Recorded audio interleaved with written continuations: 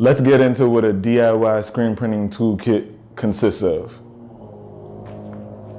First, you'll need some film paper, either hand-drawn or printed in an inkjet printer. I personally, when I'm drawing on film paper, I use a Deco Color opaque marker, black, in order to draw my own designs onto the film paper. The opaque marker or a Sharpie marker will do as well. With the Sharpie marker though, you'll probably have to trace over your artwork a few times so that it's pretty dark. The reason for this is that the black ink on the film paper blocks out the light during the exposure process and allows for the image to be burned into the stencil. We'll get into that in some later videos, so stay tuned for that. And also, this is the inkjet printer method here, where you create your own artwork in some sort of a design program, Adobe Illustrator, Adobe Photoshop, CorelDRAW, one of those programs, or even maybe a simple Windows program if you just have text, if you're just using text and you want to use an inkjet printer. I started out using a simple Canon printer to print out the films, and then when you get into more advanced techniques, you can upgrade your equipment, and we'll also be doing an episode about advanced printing techniques and everything else about film paper also. So these are the two film papers, these are the two artwork options, I'm sorry. These are the two artwork options when it comes to DIY screen printing. You can hand draw your own using a opaque marker or a Sharpie marker, or you can print them yourself using a simple inkjet printer. And that's about it. Next, you'll need a screen. Screens come in both wooden and aluminum options, different sizes, colors, and mesh counts that are all used for different artwork types and your screen. Next, you're going to need some photo emulsion. I started out and still sometimes use the Speedball brand, which requires the mixing of an extra chemical agent called diazo. The emulsion is used to create a stencil on the screen, and some of the emulsions come already pre-mixed, and I'll be getting into that in another episode. Your artwork, you have your screen, you have your photo emulsion. Next, you're going to need this simple, trusty little tool here called a scoop coater. The scoop coater is used to coat your screen with emulsion. In a later video, I'll be going into a precise method that I use to properly coat my screens on both sides. And I'll also be going into what happens when you let photo emulsion dry in the scoop coater and what you need to do to get it out. You have your artwork, you have your screen, you have your photo emulsion, and you have your scoop coater. Next, you'll need a lamp or a light fixture of some kind. I picked this one up from my local hardware store. You can also get these for pretty cheap at Home Depot. Everything used in the video, I'll leave links in the description below so that you can either order them online, or maybe there's a local art supply store or hardware store where you can pick up most of these items. Once you have your light fixture, you'll need to create a light-safe environment. The way that I do that is by using a yellow light bulb. You can also use some other kind of dark colored light bulb, as using the emulsion in a light sensitive environment is necessary. Sunlight and UV rays that come from regular light bulbs can actually ruin your photo emulsion and ultimately ruin your print. So you're gonna need a yellow or some other kind of green or other dark colored light bulb to protect your emulsion from ruining your emulsion. Now it's time to expose your image.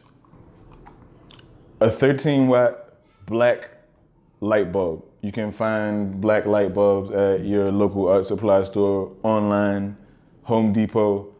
I'll leave some links in the description so you can find all of these materials.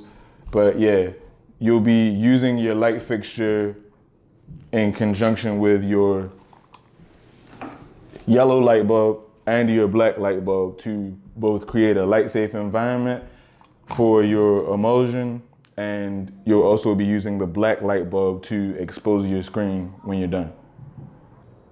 Okay, so you have your artwork, you have your screen, you have your photo emulsion, you have your scoop coater, you have your lights, you've exposed your screen. The next thing you're gonna need is your kitchen sink spray nozzle here, or your, sometimes, you know, like when I first started, I used the spray nozzle in my shower, whatever you gotta use, some kind of a nozzle, even your water hose nozzle, and you know, in your backyard, if that's all you have.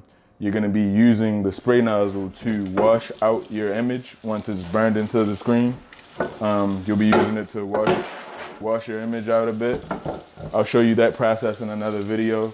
And also when you're washing out the emulsion, washing the emulsion out of the screen, you'll need a simple scrub brush to apply the emulsion remover, which I'll cover in another video on chemicals, and show you how to properly erase, so to speak, the image from your screen and basically reclaim it, as we screen printers call it, to be able to coat your screen again and then burn some more artwork into it. So there you have it.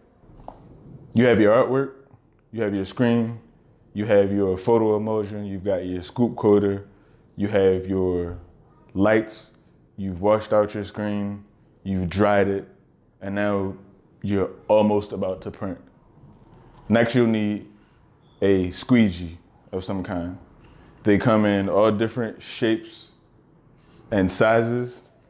The blade is called, the blades come in different diameters, which means that some of them are a lot firmer than others, some are a lot softer than others, and some of them come in a different mix of both soft, maybe soft on the inside, firm on the outside. It all depends on whatever you're trying to print, and it also depends on the different mesh count of the screen that you'll be pulling your ink through. So this one here is a 70 diameter, which means 70 diameter is a little on the softer side. As you can see, is, you know, a little on the softer side. This one, I'm not sure of the actual number of diameter, but it's a little more firm, if you will. And again, if I can give you an example, the more firm diameters are used for heavier inks, which would be a plastisol ink, and you would probably use a 70 diameter for a water-based ink. And I'll get into water-based ink and water-based versus plastisol ink in another episode. So you'll need a squeegee. Just starting out, don't worry too much about the diameter and all that stuff. But yeah, for starters, you'll need at least one squeegee. Artwork, screen, photo emulsion, scoop coater, lights, exposure process, wash your screen out, you have your squeegee in hand, and next you'll need some ink, obviously. I started out and sometimes still use the Speedball brand of ink. You can get a small tube of this ink right here for maybe, at the most expensive, maybe $8, but this much ink could pretty much get you through about a couple dozen shirts, as a matter of fact, provided that you're talking about a simple one color print like this here. I could probably print maybe at least 30 or 40 of these with this one tub of ink here. I'll leave some descriptions down in the link below. Speedball ink, most DIY screen printers start with this brand, I'm sure, because it's the most This is the most accessible online and in your local art supply stores. So yeah, Speedball brand ink is a great one to start out with. You'll need ink. So now that you have all of the main materials, you'll need obviously a garment. This here I'm wearing is a Bella Canvas hoodie t-shirt, which I'll be going into more on T-Tips Tuesdays. Look out for that episode. And now that you have your garment printed, you could let it air dry, but the smarter method would be to use a simple hair dryer. This is no special hair dryer. This is a Conair 1875. I think I got it from the dollar store. Who knows? But you can just simply put it on low to medium heat and dry the ink.